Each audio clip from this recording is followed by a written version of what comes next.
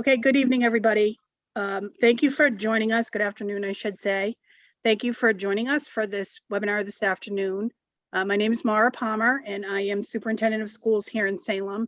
And joining me this afternoon are Officer Mitch DeResta of the Salem PD. He is in the Special Services Unit, and Officer Joey DeFutis, who is the School Resource Officer for the elementary level. We cannot see you, but we can see the numbers that are out there. So we're delighted to see so many people joining us this afternoon. I ask that you keep in mind that we have parents from all levels attending this afternoon. So we will do our best to speak to the developmental levels as we approach our protocols, but we encourage you to follow up if there is something that we do not cover. Thanks to everyone also who submitted questions to us. We have those summarized and we're ready to talk about those at the end. So to get us started, again, I know that you have received some correspondence from me already and from your building principals alerting you to some changes. I'd like to call them enhancements to our response protocols. This has been something that has been in the planning stages for a little bit of time. We sort of took a little break during the pandemic and reactivated our planning again last spring to change our protocols a little bit as far as responses for students in an emergency situation.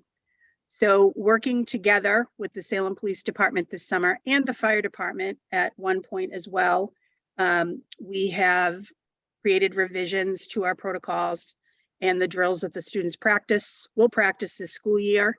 Our teachers have now been trained, as have the majority of our staff, and students will begin practicing those new drills very soon. They may have actually already had a fire drill. So I am going to share with you some PowerPoint slides that will highlight the changes. I will go through those and speak to them, as will our two officers who are with us, and then at the end, we'll go back and answer some of the questions that you have submitted. So at this point, I will share my screen.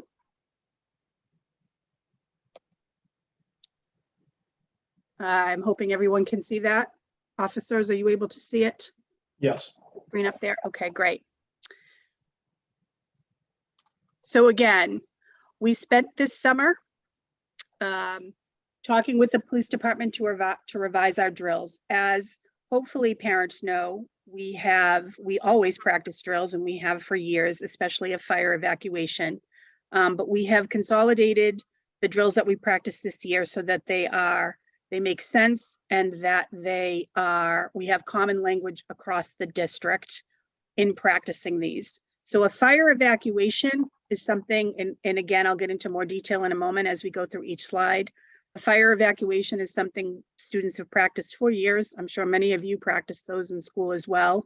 It's getting out of the building in the event of a fire and students lining up where they need to and to be accounted for. We have added active threat. That is new this year to our repertoire of drills or protocols. An active threat means that there is something actively happening within the building, and there are some options to take on how to respond to that threat: run, hide, or fight. And we will go into more detail about that shortly. And really, we'll highlight primarily that particular drill this year because that is our greatest change. We also have a secure campus. Again, I will talk about that in a moment. Essentially, there's either an outdoor incident occurring where students have to remain in the building, or it could be something that's happening outside, or vice versa, rather. They either have to be in the building and remain in the building, or they have to move outside and remain outside. And then we have our bus evacuation, again, something we have practiced for several years. So to highlight a fire evacuation, you can see the slides that are on here. The students exit the facility as directly and safely as possible. And I'll just let you read the slides. I don't know that I need to read every single bullet. But again, I don't think that a fire evacuation is anything that's new to folks. So we will continue to practice those throughout the year. And you can see that 6 or more drills per year. And at least 2 of those will be happening in these first few weeks of school. All of our drills, by the way, are tracked at each school and sent over here at central office so we can review that the drills are happening, and also the conditions, the time that it took to evacuate the building. So if there are any issues, we can address those accordingly as the year goes on. We also report on our drills to our school board monthly. A secure campus is the second type of drill we'd like to talk about. We have practiced secure campus. It may have been called return and remain. That may be the vernacular that you know, but we have consolidated this kind of a drill into the term secure campus that we'll use district-wide. There are two scenarios with a secure campus. Indoor, all students and staff remain inside the school, and outdoor, all students and staff return into the building. And at minimum, 2 secure campus drills will be conducted each year. This tends to be the type of drill that's practiced, that's an actual situation perhaps in the school. For example, if a student is injured or a staff member or a student might be sick and need to be transported out of the building, we might ask the school to go into secure campus so that the hallways are clear, so that an ambulance can come in or some medical personnel in order to get the student safely out of the school. That would be called a secure campus. And again, will be practiced and also could potentially go into place in a situation like I just explained. A bus evacuation, this is something that is conducted by the bus company with school personnel present. The students generally practice escaping the bus. Generally, it's from the back of the bus with assistance. The bus transportation, the personnel from the bus company will be there, instruct the students what to do. The driver is present, assisting each other out of the back of the bus, and then they go off to line up. And again, this is not new. This is something that's routinely practiced every year, annually, with the bus company. Okay, so that brings us to active threat. And again, the strategy that's called run, hide, fight. So run, hide, fight, again, was the strategy that was discussed and determined by our team that has met with the Salem Police Department. The terms are terms that we believe will be readily available in the minds of students as they practice them, as well as our staff. So I'm going to defer to our officers who are going to talk about this run, hide, fight strategy. So I'm not sure which one of them is going to start us off. All right, so we have these choices here. They don't have to be done in any particular order, but we want to give options for our teachers and our students at any one of the schools in case something happens. It is going to be situational dependent, and we'll get through that as we continue. I'm going to change the slide. Yeah. Actually, she has to change it, right? Just let me know and I'll change them as we go. You can change that. So run, hide, fight in the midst of a crisis is not a time to start figuring out who ought to do what. At the moment, everyone involved should know the drill. It's from Margaret Spellings, the 4th United States Secretary of Education. Basically, this is just going to say, why do you take your kids to practice? Why do they practice, instruments and sports and stuff like that? We want them to be prepared, right, for the game. And this is essentially what we're doing here. We want them to at least get some reps and some practice through something like this. I know it's a touchy subject, but we want them to at least be knowledgeable and have an option of what to do in this situation instead of going in blind. And then that, if God forbid anything happens, now they have to kind of figure it out as they go. You can change the slide. No, I touched on that, Joey. So 3 minutes. 3 minutes is the average of the total of all the active threat incidences that have happened, and they've determined that three minutes is the approximate response time for law enforcement to get to a active shooter threat and to take action. Given the facts and the operation of the Salem Police Department, I truly believe that in the unlikely event that an active threat should occur, I believe our response time will be far less than 3 minutes. But 3 minutes is the statistic, and that's kind of what you want to go by. And the way we presented this to teachers was that 3 minutes might seem like a long time for them in the midst of that type of crisis, but for us, 3 minutes is a phenomenal response time. And like Joey said, we could actually probably get way quicker than that for sure. But the 3 minutes and the whole point of this run, hide, fight aspect is to bridge that gap is if we can't get there, say in 3 minutes at a maximum, we need to be able to train those students and teachers of what to do within those 3 minutes. That's crucial in saving lives in this type of situation. So if we can bridge that gap and let them know what to do and how to evacuate, and in the run aspect of it, or how to barricade a door in the hide aspect of it, or God forbid, as a last resort, fight, which they do have a legal right to do. That is a choice that they can make in terms of teachers and students. Then we want to bridge that 3-minute gap until we get there and eliminate the threat. So our first choice here. Could I just jump in? I'm sorry, Officer DeResta, may I jump in for one moment? Only because I know a question that I was asked from a parent, and it may be from others wondering, as far as the younger students go, it is always the best advice, and we'll talk more about this towards the end, but is to just let the students know to listen to the teacher. We don't expect the younger students to be able to make that judgment call in a crisis. We know developmentally they're not ready for that. What they will know to do is what they've practiced, and they've practiced in partnership with their teacher. So the teachers have been trained in this, and the same goes for the older students as well. I just know I was specifically asked about the younger students. How can they possibly make that decision? They're not being asked to make that decision alone.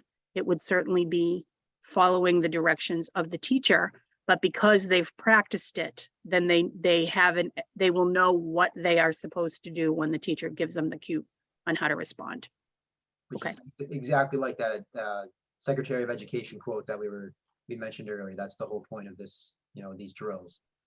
So our first choice here is run, which would be leave ASAP, situational awareness. So knowing your exits, we're kind of stressing, windows on the first floor, right, can be used instead of, exiting into the hallway or in plain sight of, that active threat. Calling 911 is a great way to give us knowledge and different types of, what's the right word? I guess pretty much letting us know what the active threat is wearing, where they were last seen, giving us the tools necessary to make that response into that crisis situation. Considering secondary exits, just like a plane, your nearest exit might be behind you. Teaching stuff to the teachers and students such as this, knowing when you walk into a building or an assembly area, knowing that the door that you just walked in may not be the door that you are going to go out of. It might be blocked. So knowing other exits, and that just applies to everyday life as well. So we kind of been teaching them that. You go to the next slide. So the choice number 2 would be hide. Obviously, choice number 1 would be just to remove yourself the situation in general, which would be run. Hide would be I don't have time. The time is not on my side. The active threat is either someone in that general area, or it would be more of a danger to expose ourselves into the hallway, into a lunchroom, into a gym area, an open area. So I need to now hide. Locking the doors, pull the classroom shades shut, shut off the lights, and silencing cell phones, especially for the older students. We mentioned that everyone has a cell phone now, and having the ringers on and making calls frantically to people doesn't, can alert certain people, these individuals trying to harm, students and teachers to their presence inside of a classroom. The whole point of the hide part is to give the illusion that there's no one in there. Statistics will show that that individual or group of people trying to harm students and teachers will kind of target areas where they're densely populated. So if they can make it seem like there's no one in there, they're not going to try and really force open that door. They're going to if they give a nice nudge, it's going to be barricaded. We've been teaching them, or at least the teachers, how to use desks and other items such as door jams, rubberized door stops at the bottom of the door. Actually, I think it's the next slide. If you want to just change to the next slide, please. Sure. If I can just add a little bit to the hide. There's not too much complexity with the hide because we've been doing standard lockdown drills all along. That the hide is just mimics that, and so the continuing of the hide portion, it's just bridged over from the lockdown what we've been doing. So we've got a jump on that in terms of being proficient at it throughout the district. So we're giving options, but we're also trying to make a transition into a newer model of response. And the key is here, although we have confidence in the educators and staff within the district, we still want to try and make it as simple as possible to transition in, get people up and running in terms of proficiency in their response, whatever their decision may be during a time of crisis. And thank you for pointing that out. Something I was going to add is exactly that the lockdown procedure is essentially hide, what we have been practicing for years. And adding the run, hide, fight strategy gives options that it might not always be the best option to hide. And again, that'll be illustrated through a video that we're going to show in a moment. But it's the, turn the lights off, pull the shades down, silence cell phones, that sort of thing that was described. But we have not abandoned lockdowns. It's just now part of a larger strategy. Yeah, it may seem that we're trying to reinvent the wheel here, but actually what we're doing is we're actually adding different components to kind of give it a more broad spectrum, give opportunity for educators and staff members that in the unlikely event that a active threat occurred, it gives them the opportunity to think and effectively make decisions rather than just restrict them to sort of a one lane and not the ability to make that decision of if there's an opportunity to get their students out to a safe area. Give them that opportunity to more or less explore and make good decision making. If you just go back one slide, I'm sorry. Sure. We were teaching the educators the barricade method with desks, chairs, bookshelves, not different from any type of lockdown, but now noticing which way doors open. You can't barricade a door that opens out into the hallway. So some people didn't know that. We were just educating them on that and how they can use ropes, computer wires, Ethernet cords, extension cords, and things like that to now pull that outward opening door closed, just so they had some type of knowledge of that. So we got to them essentially giving them other options and other tools to use. The next one. Perfect. And this last one would be, again, choice number 3, no particular order, but now fight. This is a legal right. Position yourself, in a position to do so, which would be close to the door. This is mostly meant for the educator who's going to be kind of in control of the classroom. This is, I don't have time to do run. I don't have time to barricade anything. That individual or group of people who are trying to harm, teachers and students, they're right there. Maybe have time to close the door, position yourself close enough where now you have the element of surprise, the door opens, and they kind of just attack the attacker, if you will, taking the weapon away if they choose to do so. This is a choice. We stress when we were teaching this in the schools to the educators that we sign up to put our lives on the line. We don't expect them to do so. We're not looking for any type of heroes to just kind of run into the hallway aimlessly and take on that active threat themselves. We don't want them to say, you know what, I feel, powerful today. I'm just going to not do anything else but wait until the active threat comes inside my room and attack them. That's not the point of this. This is that other option that they have if they can't do anything else. So doing whatever it takes, channeling that anger if you have to. Some people think they can't do that. Some teachers were getting kind of concerned. Then when I was able to say, channel that anger and utilize that to kind of help yourself go home to you and your family. And they said, you know what, I have what it takes.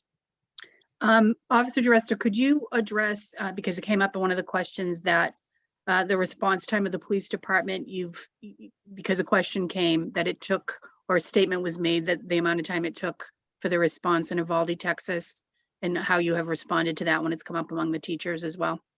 Sure. So I can't touch on Uvalde, Texas, and how they were trained, what they were supposed to do, who gave which orders for what. I can tell you by looking back at the after action report and the video that we don't train like that in Salem. The way that we train here as the training officer for the Salem Police Department is that, we go right in and we eliminate the threat, and then we work our way backwards now to help injured, get them to that warm zone, EMS warm zone. EMS and fire department are trained a certain way as well, where they're going to respond to that warm zone. The incident commander, which the fire department is very good at, can kind of piece the whole layout together and get certain pieces to the puzzle situated, and then we were able to kind of work like that. I'm not going to go into and divulge a lot of our tactics aspect of things, but we are trained to go in first and eliminate the threat, and that's how we've been doing it for years. Can you imagine? Joey's been here a lot longer than I have, and they've done that ever since. And now that we've picked up more and more training with a full-time training officer such as myself, we're able to do that, once or twice a year. We're getting that specific training on active threat, let alone on the myriad of things that we are dealing with the governor and the state, and all this other training we now have to account for. I'd like to also add, just for the viewers' knowledge, the Salem Police Department uses quite the sum of their operating budget into yearly training. I can tell you right now, our current administration is very pro-training, wants officers efficient in all areas, especially in active threat response. I've been here since 2008, and it's been required of us every year to indulge in active shooter training or active response training. Proficiency is key in this. And every officer in the department, whether they're the school resource officer or whether they're upper echelon admin or they're road supervisors, we all do partake in this training. And again, proficiency across the board is key among the police in terms of response. Thank you. No problem. All right, so again, we're not going to divulge a lot of our tactics into this, but when the police arrive, we were telling administrators and students essentially to be following our commands. It might sound silly what we might be saying. We might be saying, put your hands on your face, crawl toward us. We might say, turn around with your hands in a 360. We're not looking for kind of feedback like, why do I have to do that?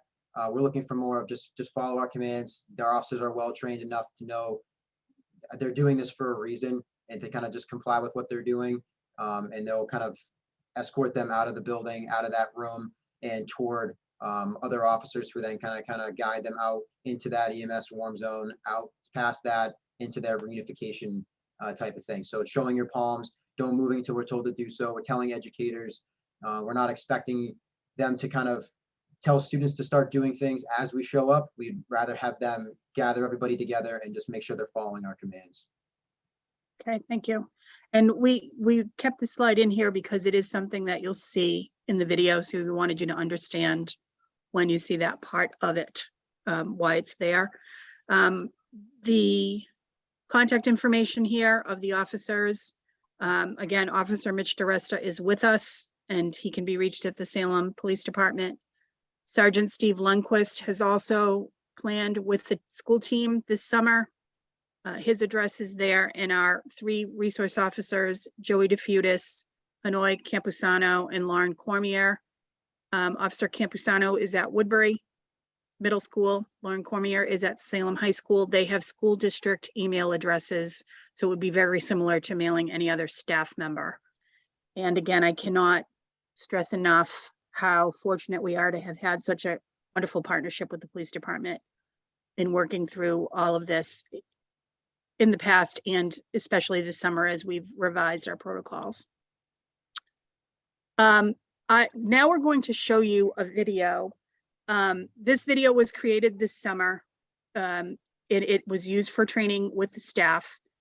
The input was that the high school students and the middle school students would be able to watch the video and understand it. We have not shown this video to the elementary students and we don't plan to, but we want you to see it. You'll hear in my introduction that it's our students, Salem High School students who participated in the video as actors. It's a Salem High School teacher in there, and it's our police officers in there as well. It was created to show what Run, Hide, Fight looks like, and we wanted it to be in a familiar setting of Salem High School. The following is a demonstration of the Run, Hide, Fight strategy being utilized by a teacher during an active shooter event. I would like to thank the Salem Police Department, Mr. Michael Coutois, who is a teacher at Salem High School, and of course our wonderful students for participating in this demonstration.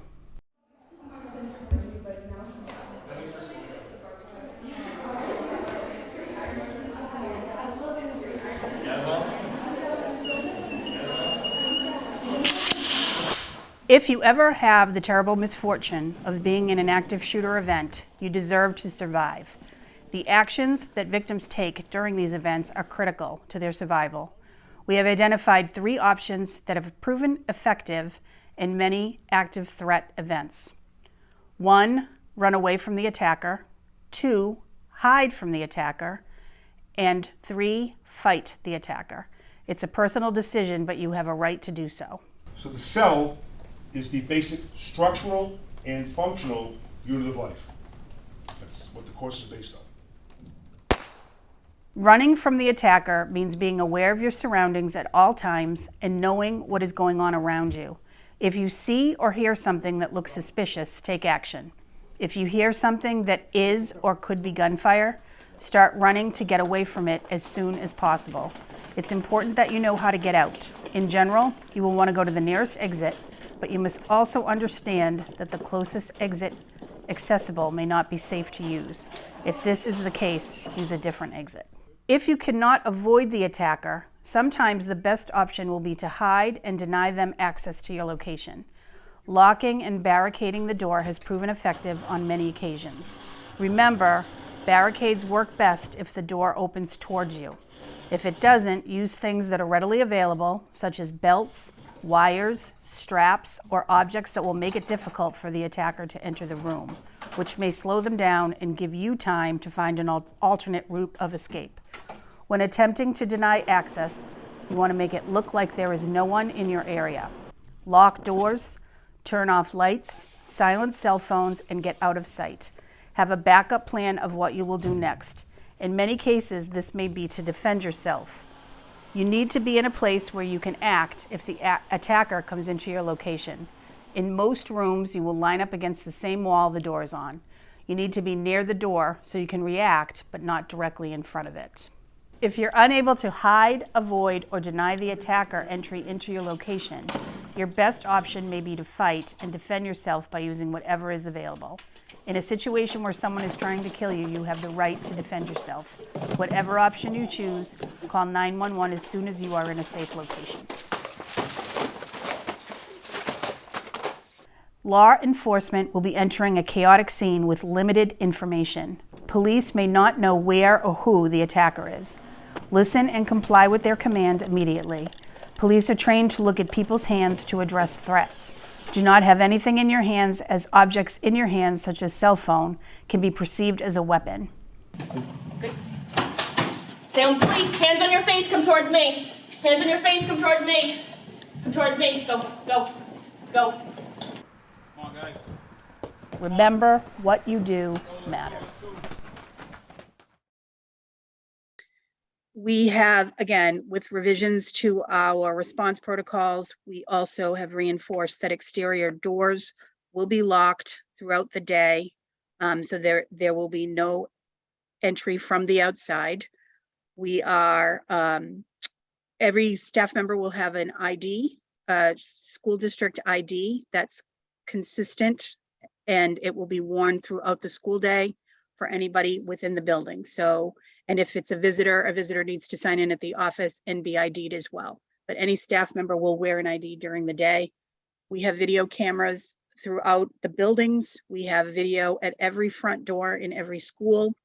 All front doors are monitored by staff. There are also double entryways into each building, meaning that you just don't go right into the front door. And again, sign is required throughout the building. The again, the locked doors, arrival time, the doors are unlocked for the numbers of students that come into the building at that time. But once all students are in the schools, the doors are locked for the day. We're reinforcing the message throughout the district, especially for the older students, that they're not to open side doors for any visitors.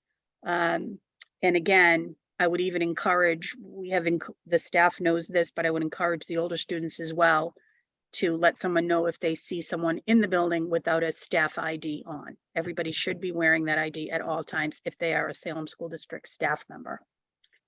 So as we went through the PowerPoint slides, many of the questions that were asked were addressed, I believe. One in particular was about the differentiation in the age groups for the protocols. It's very different in explaining this to a kindergartner versus a 10th grader.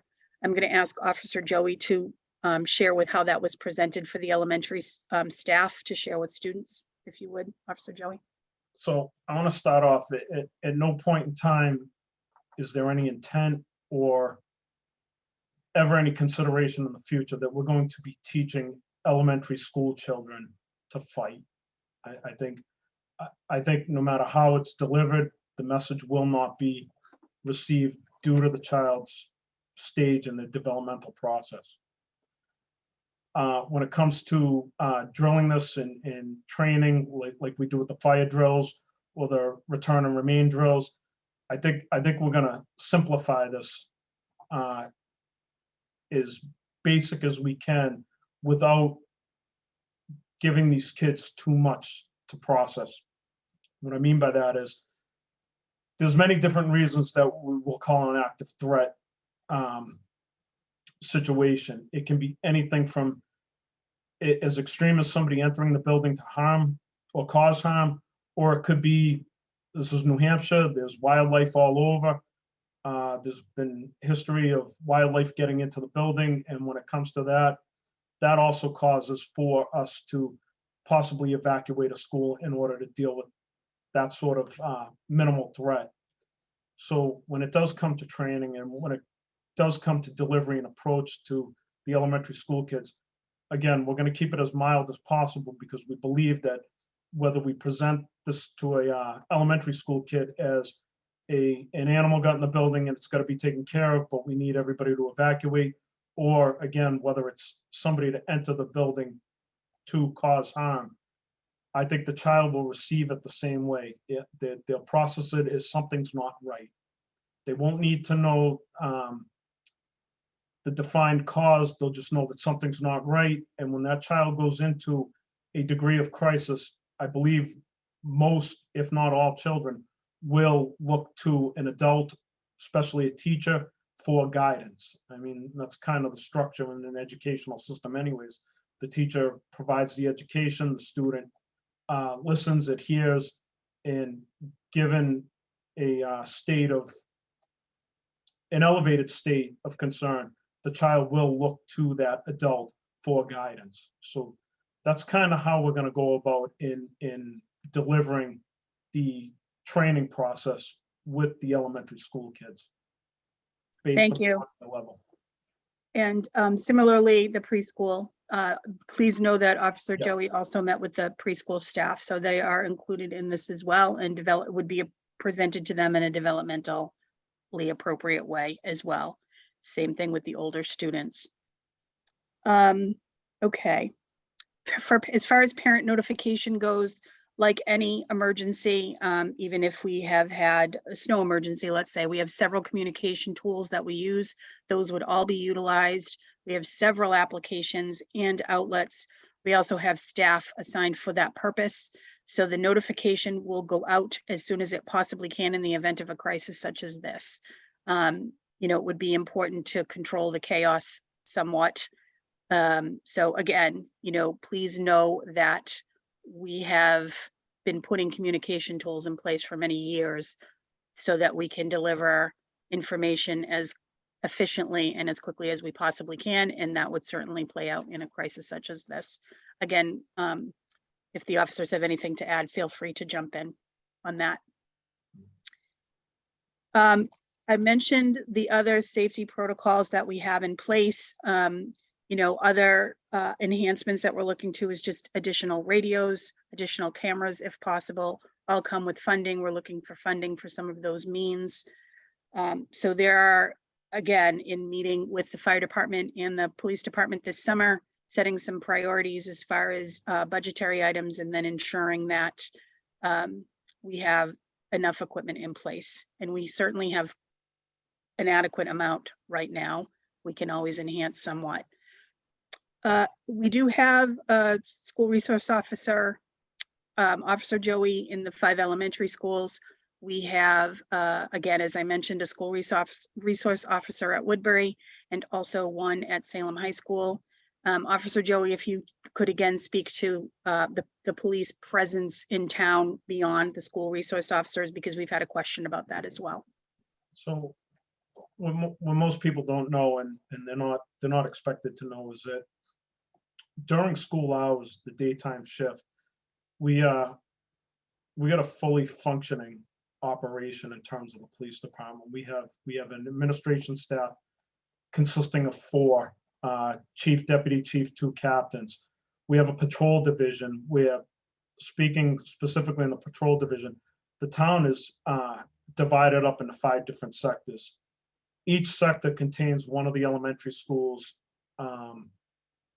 Also, the high school and the middle school are also contained into one sector. Each officer on a patrol shift is dedicated and assigned to a patrol sector, and there is an expectation that they do exactly what patrol is. They're in their sectors, they're monitoring, they're observing, conducting business in each sector. So that's getting back to why I believe the response time for anything to happen in Salem will be far less than 3 minutes, is because of the staffing and the way that the patrol is constructed within the town. Not only patrol, but we do have 2 road supervisors. That adds to patrol. We also have 1, if not 2, assigned officers that they're kind of limitless in their scope of where they're going in town. They're defined as a highway car, meaning they can move from sectors to sector. They back up patrol officers who are assigned to each individual sector. There's also a detectives division. We have a special services division. We have relatively 30 police officers on duty during the daytime shift, which is during school hours. So we have a full police force dedicated to the town and the schools, I believe, and that's what's significantly going to cut down a response time in the event, or the unlikely event, that an active threat happens in any one of the schools. And also, to reiterate, every officer is trained year in and year out in active threat response. So the proficiency is there, the manpower is there, the dedication's there. This is what Salem does in terms of their officers and their dedication to the operation and the safety and the service of the not only the community, but in this instance, the youth and the educators. Thank you very much. There was also a couple of questions related to our special education students in evacuation. So again, this is why we practice. This is why we have drills, so that we can ensure that those students are accommodated appropriately in their evacuation. If a student is physically disabled, then the accommodation of what, again, through practice, what the best option is there. If there is an adult that's assigned to that particular student, then certainly that student should follow the direction of that adult that generally is working in partnership with the classroom teacher. So again, part of the practicing protocol is to be able to troubleshoot any issues that might arise, so that we can ensure that every student gets out or responds appropriately and safely. Again, I'm scanning these questions for anything else that we might not have covered. There was a question about utilizing volunteers for safety measures. That requires a vetting process. We certainly, like we do with any volunteer that we have in the school, they need to be vetted, just like any employee. So a rotation of volunteers is just simply not practical for the amount of vetting that we would need to do to ensure that that's a safe process. So that's something that requires a great deal of consideration and may not be the most practical option. Please know again that our conversations this summer focused primarily on these revised drills and emergency responses, but the conversations continue and will continue in partnership with the police department on best practices, enhancements to our buildings, and that's also in conjunction with the fire department. So I think for the most part, we have covered the questions that have been sent our way. I'm doing one more look. I know I mentioned earlier, because the question about the unlocked doors in the morning when large amounts of students come in. Please know that there are staff members assigned to duty areas during that time of day. So there is never adult presence around when those students are entering the building, and then again, immediately upon entry, the doors are locked. Also, as we get into events during the school year, if there is a large amount of audience expected, an audience that's large in number, we would likely, for a very short period of time, unlock that door so folks can get in and have somebody supervising that door.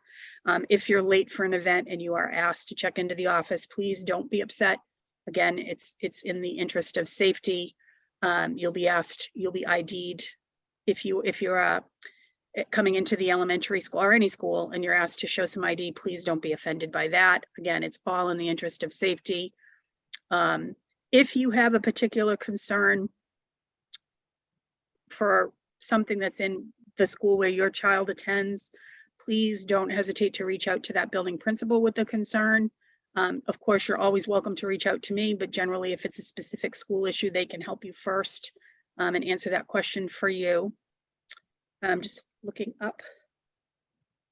All right, I think that covers it. I don't know if either of you have anything else you want to add, either Officer DeResta or Officer Joey. I just want to reiterate, Maura, what you've already said. I want the viewers to keep in mind that this is the beginning stages of something.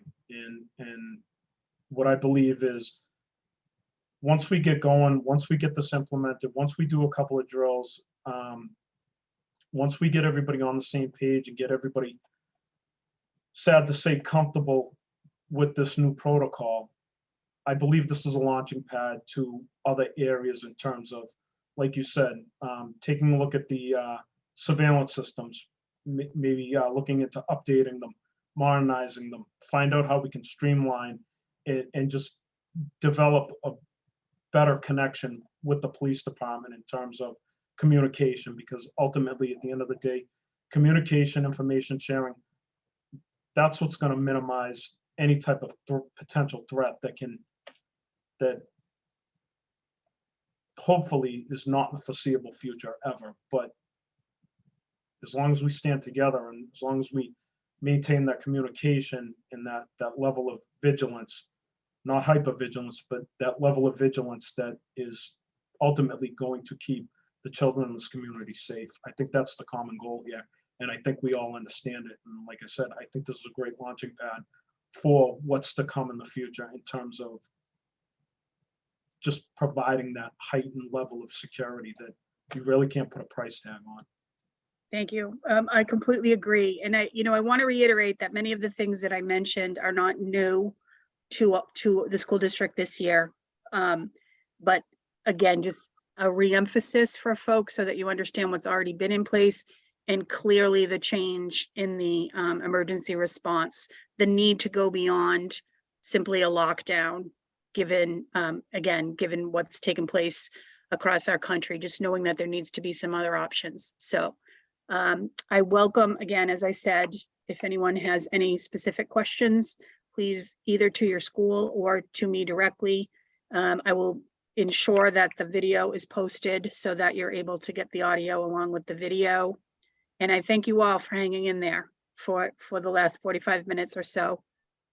We appreciate you taking the time to be with us. And I hope that you have a wonderful start to the school year. I hope your students have already had a wonderful few days. I know you've got open houses this week and next, depending on the school. So best of luck to everybody for a great school year. Thank you all. Thank you.